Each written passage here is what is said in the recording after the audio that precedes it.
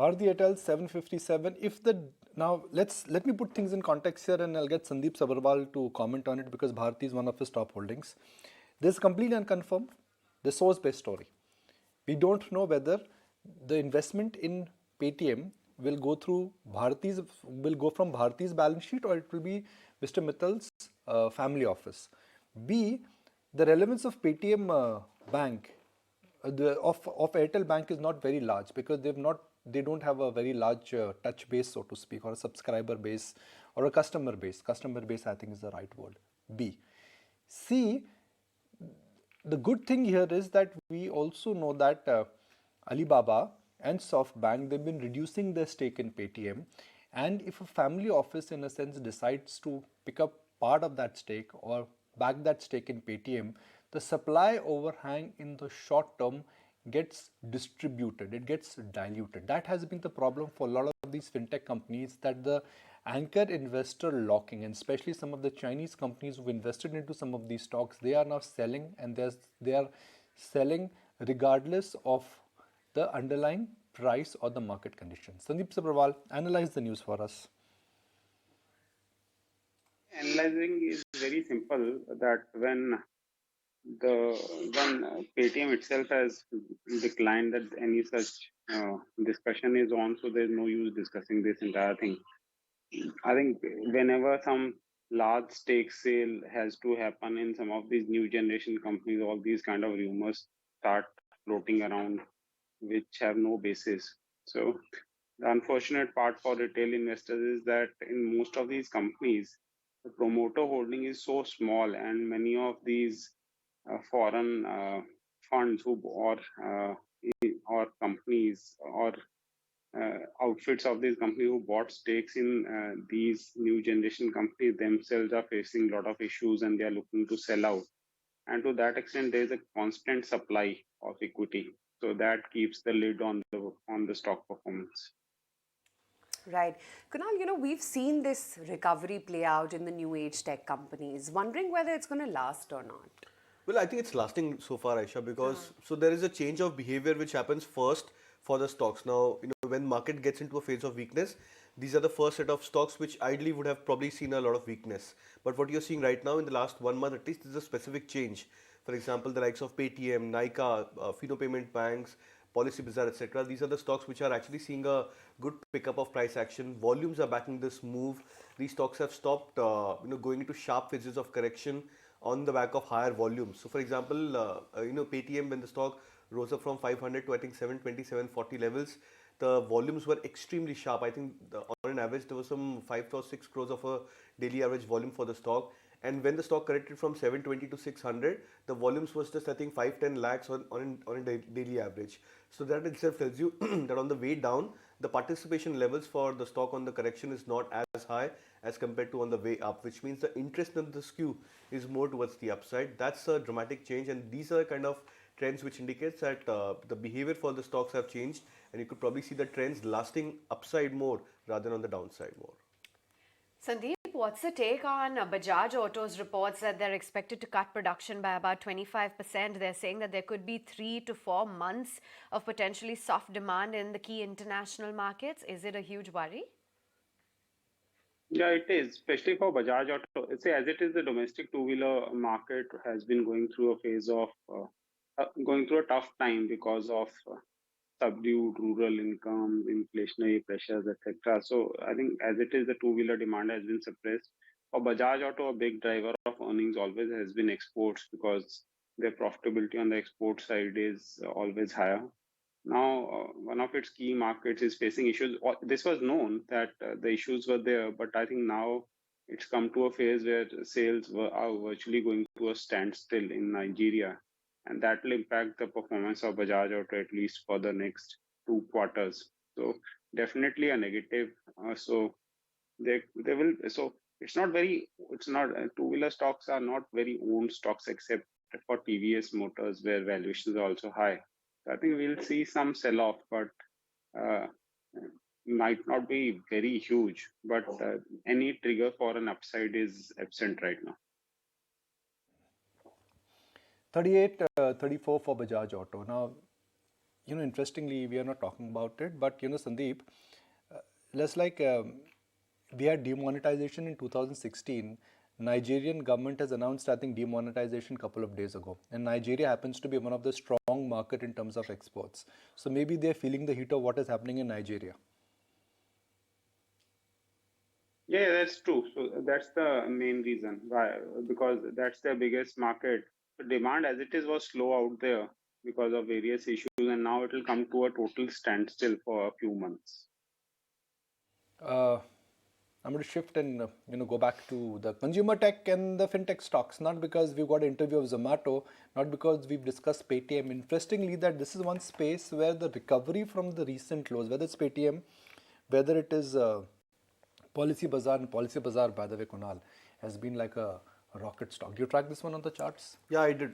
In fact, over the last 1.5 or 2 months, when the stock had hit that 500 first, that was the first time, I think pre-budget or just post-budget. Went, I think, below 400. Yeah, it went below 400, but then it was a very swift, steep rally for Policy Bazaar.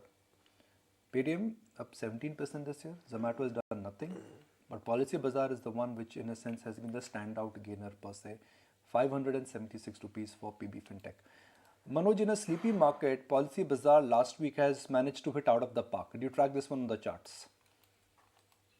Well, not really, because as you're saying, the broader market and even the bigger boys in the Nifty 50 are into a trend. So I don't really track this at the moment. But then I heard a discussion about Bajaj Auto. So at least even the last trading session, we have not really seen much positional activity on the derivative side. Rather, if I have to pick any stock from the Nifty 50, especially if you go to the metal sector, because that is one which has actually seen good beating. So Tata Steel, I guess, at 110 and 111 is a good level yesterday. Almost the last trading session, almost 32% extra delivery in cash based buying is what we have seen. So we expect the stock might not really reach the 108 level, which can be a support. And the resistance would be somewhere close to 113, 104. So almost a 4% range is what we're expecting at the stock. Okay. Uh, that's the new tech stocks and companies where how the stack currently is on. So Sandeep, what is the trade for the month of March? Is it about accumulating the stock which you always wanted to buy and you will get a chance to buy them in the month of March? Or it's going to be in prolonged winter? I mean, this time the seasonality of winter is missing, but for the market the winter continues, right? Delhi garam hai, Bombay garam hai, so that winter is over, but for market the winter continues. Yeah, so I think as valuation, unfortunately, in the stock market, as valuations become cheaper, people get more and more scared. So they become more and more skeptical. And as prices rise, they become more confident that we should buy now. So I think actually it should be the inverse. So I would say your first comment where whatever stocks you like, if they are available cheaper, you should be buying more of them is the way to go. I don't. I think there's excessive talk about Fed terminal rate, interest rates, etc. At a time when actually monetary policy, which operates with a lag, is actually starting to act, and we'll see that inflation over the next few months will start falling significantly as the base also comes into play. So I think this is a phase of 4 to 6 weeks, which I think give opportunity to investors to actually buy rather than get more scared. Right. Okay. Let's get some more stock strategies. And given the bit of buoyancy that actually came by within the healthcare space and select pharma names as well in the week gone by, here's Devin Choksi telling us why he continues to like Cipla and Sun Pharma. In case of Cipla and Sun Pharma in particular, I find that the portfolio of products that they have, they are relatively, I think, more stable. Probably, despite of all these inspections, and I think hopefully they come around with, I think, the clarity on these inspections. I would rather like to believe that I think product portfolio remains absolutely strong proposition, and there exactly the margins are also, I think, relatively stronger compared to many other generic players because they are basically into the complex generic specialty generic products. So from that perspective, I like both these companies from investment and would like to believe that yes, I think they would have probably the ability to answer those US FDA inspection queries, and probably I think they will turn around. So yes, currently the stock price has corrected, maybe I think the fall continues due to negative sentiments. Maybe one can add the stock into the portfolio in subsequent fall.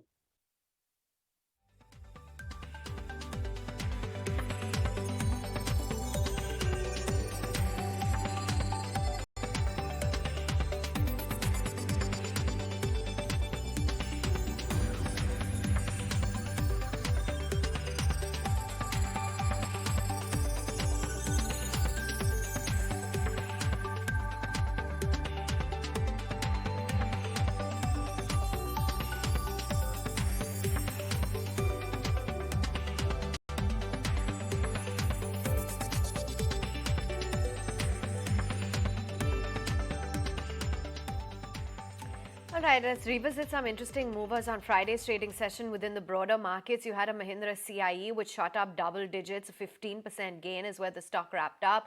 Something like an IBREL as well was a buzz, and along with that you had the likes of a Dixon Tech, Gale, GNFC as well as Sanofi India and even Whirlpool which spiked up about 4%.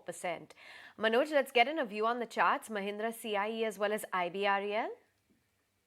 Unfortunately, I don't really track into this, so we'll be more concerned into or looking more into the delivery-based buying and as well as the derivative concept. So, if there is a stock, I guess I'd like to discuss this on the cement as a sector. Now, for obvious reason, except ACC and Ambuja, we are seeing a good functional long arbitrage which is happening into a stock like Dalmia Bharat, and I believe this stock can be an alpha for this month of March. So positional, we have seen almost 38-40 odd percent of additional hedging which is happening in the stock. So we believe there is cash positioning happening. The stock has a potential of almost 1960 to 1980. So it becomes a buy at almost 1870 to 1880. The stop loss should be 1840 on the stock. Okay, fair enough. Let's get in a view then from you, Kunal. Tracking those charts of Mahindra CIE, IBREL, are you seeing more potential upside? So Mahindra CIE, yes, I think the entire auto ang space has done exceptionally well. In fact, this is one space which has moved much stronger than the traditional auto stocks, at least in the last 2-3 months. So most of these auto ang names, Atul Auto, etc., these stocks have gone through a bigger breakout. So price volume breakout again coming for Mahindra CIE looks attractive even at current levels. But then I would probably wait out for that phase of pause or a slight consolidation to dip into the stock price.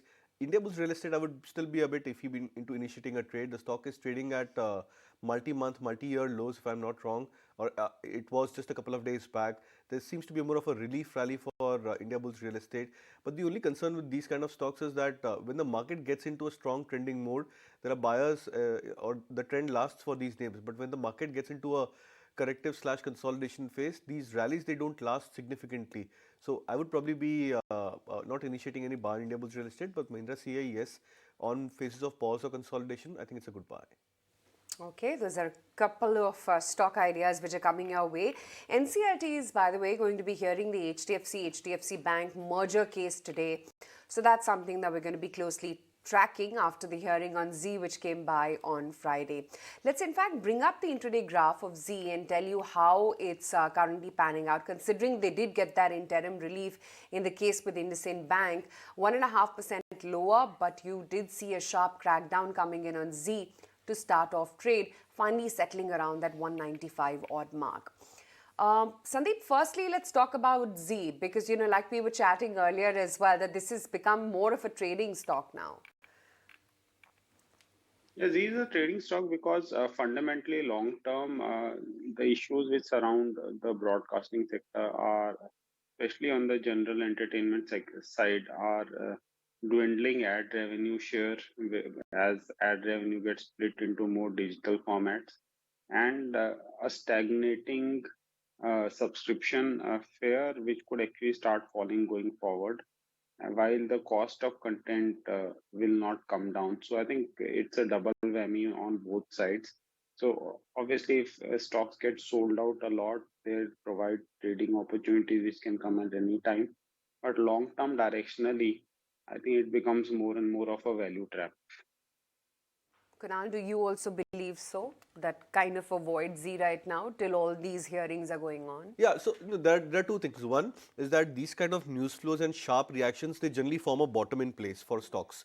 We've seen that happening for ZEE. So, same on the upside, when there was a lot of positive news flow for ZEE, when the stock was at 350, 370 odd levels almost a year or a year and a half odd back. That was the time that a top was made for the stock, and it then started to get into a corrective phase. So it's very much possible that the stock may get into a bottom formation process on the back of the news flow, the strong volumes, as well as extreme, if I can use that word, price action for ZEE Entertainment. But then for the prices to move up higher, you would need strong participation in terms of open interest, or at least a covering of existing short positions. Now, even if you look at the data for the last 4-5 days of the futures contract for ZEE, in the last 4 days, I think for the first 4 days of the previous week, there was a strong addition of open interest, almost 1.5 to 2 crores of open interest, which was added for the stock almost on a consistent basis. And then on Friday, when you saw the stock getting into a recovery phase, the reduction was just mild. I think 75 or 80 lakhs as a reduction in terms of open interest. So the size of increase or reduction of open interest has to be as large as the size of increase in the open interest, and till the time that doesn't happen, you might not see the recoveries being stronger as well as sustainable. So you have to play it more as a very short term and intraday trading play. But as I said earlier, that possibly at that 180-90 mark where the stock tested a couple of days back, a formidable low could be at place. Right. Sandeep, what explains the underperformance in especially PSU banks in the week gone by? And would you say that it was maybe more of a fad and the best may be behind us? So PSU banks, long-term directionally, I still maintain that they are going to lose market share both in terms of the deposits as well as lending franchise. And to that extent, they are not franchises anyone would like to play for the long term. Now, in the short term, because of lower rates, treasury profits, as well as improved balance sheets, we saw performance from extremely depressed levels. Now, these, in my view, are unlikely to sustain. So, obviously, if the overall market bounces back, they'll also bounce back. But I think that big correction from extremely depressed levels is through.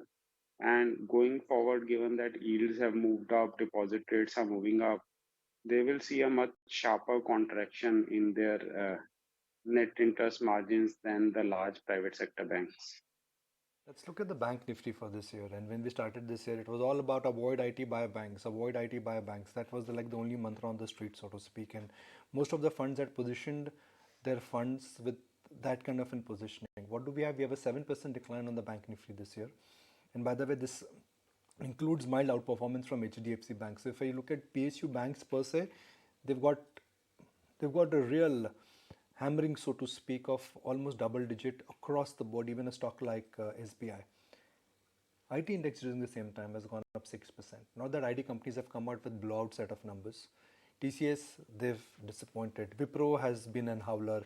HCL Tech, they came out and slashed their outlook ahead of the earnings season. Midcap IT, Coforge, with the exception of, I think, Persistent, none of the midcap IT companies also came out with good set of numbers. But markets are markets. I guess the churn in the market is very, very evident in terms of where the market position seems to be moving. If you look at 2022, that means from last year end versus now, the IT index has outperformed. Let's look at the 1 year chart now, and I'm going to go to Sandeep and maybe Kunal and Manoj to discuss this. IT versus bank or bank versus IT. In this year, it's the IT index which has come back. But in last 1 year, the IT index is down 10% and the bank Nifty is up by about 10%. So 1 year move, IT is down. This year, it's pretty much the reverse. So Kunal, it's changing. What happens now? Will IT go down, banks come up? So I would not say IT will go down immediately because many large cap names have backed this up move for IT names. I think it's led by TCS as well as HCL Tech. So the only concern for the markets in last 4-5 months, what has changed is that there was a phase where banks were that started to trend. Then there was a phase where the banks became extremely overbought, and then there was a phase where the large caps did not participate at all. And I'm talking of the likes of ICICI, HDFC Bank, and it was just the mid caps and small caps. So that phase of frenzy had also happened for the banking names, specifically for the PSU banking stocks. So after such kind of a phase, it's bound to be that these stocks may get into a correction/consolidation. Now, the only turn which I would probably wait out for is that whether large cap names like HDFC Bank and ICICI Bank, whether these stocks make a comeback for themselves sooner or later. Even I would probably add SBI to that list. So these stocks are as of now going to still a phase of consolidation as well as mild correction as compared to the PSU banking stocks on the mid cap front, which have been going through almost I think a 35 to 40% correction from their 2021 end 22 end highs. Compare that with the large cap IT names. Right now, you're seeing a cohesive move. So initially, it started off with few large cap IT stocks. Now the mid cap IT stocks are also looking very attractive. So the move has not yet matured for these IT names. So I believe that this divergence would play out for some more time, where the IT stocks may tend to outperform the banking names. But whenever the large cap banking stocks they start to get into a rally phase, that's the best time to try and shift as well as do that sector change. Okay, some other stocks that will be in the spotlight on the back of brokerage notes. You've got JP Morgan's latest report on Tata Motors. They've maintained a neutral rating with a 428 rupee target price, saying that JLR retail has outperformed as expected, and they are valuing the India business at about 337 rupees per share. Prestige Estates as well. CLSA has got a buy rating with a 566 target price, saying that they're planning an aggressive expansion, which is going to be a positive for the company, and they think that the valuation discount to the peers is a bit unwarranted. Let's get in your thoughts then, Sandeep, as to what the outlook is within the entire real estate space, and where do you see potential? Real estate is the most sensitive sector to interest rates, and valuation of real estate companies historically have followed rate cycles. So I would think that we could still see a few more months of underperformance.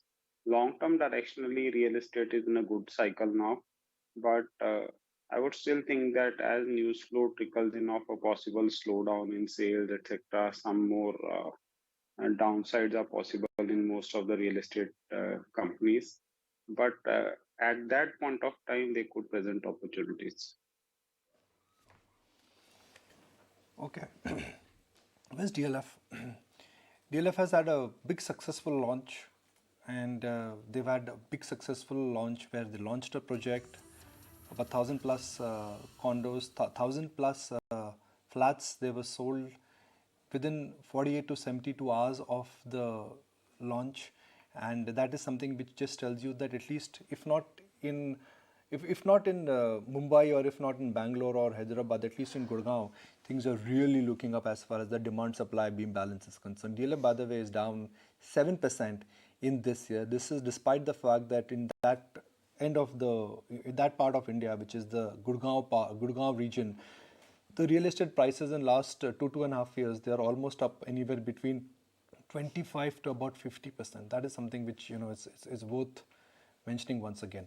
I want to look at the metal index, because if inflation fear is coming back, then metals should look up. China demand seems to be coming back, but it's been a yes and a no kind of a year for the metal index. And Sandeep, if inflation is coming back, if China is opening up, the metal index should be the first one which should be racing ahead, because if inflation is there, that means commodity prices will remain high. Yeah, so all the metal stocks ran up in the anticipation of higher Chinese demand, but unfortunately, what most of the people did not factor in was that the Chinese supply will also increase, and the supply increase possibly could be faster than what the demand revival in China is going to be. See, Chinese economy is now stuck in a secular decline phase.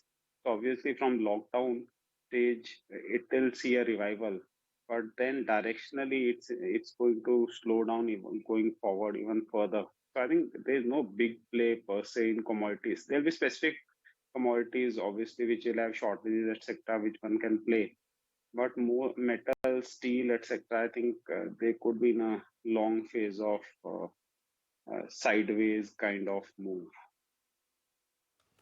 Right, okay, time to get in some mid-cap strategies as well going. Kunal, what's on your list?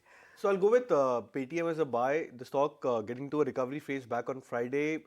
And I think the best part is that the 61.8% retracement that has got completed for Paytm. So from 500, when the stock had rallied up to 720 plus levels, towards the phase of this correction, the stock has completed exactly that Fibonacci retracement zone and bounced off from those marks. So that's one of the reasons why I would initiate a buy. 588 is the stop loss and targets potentially at 700 plus.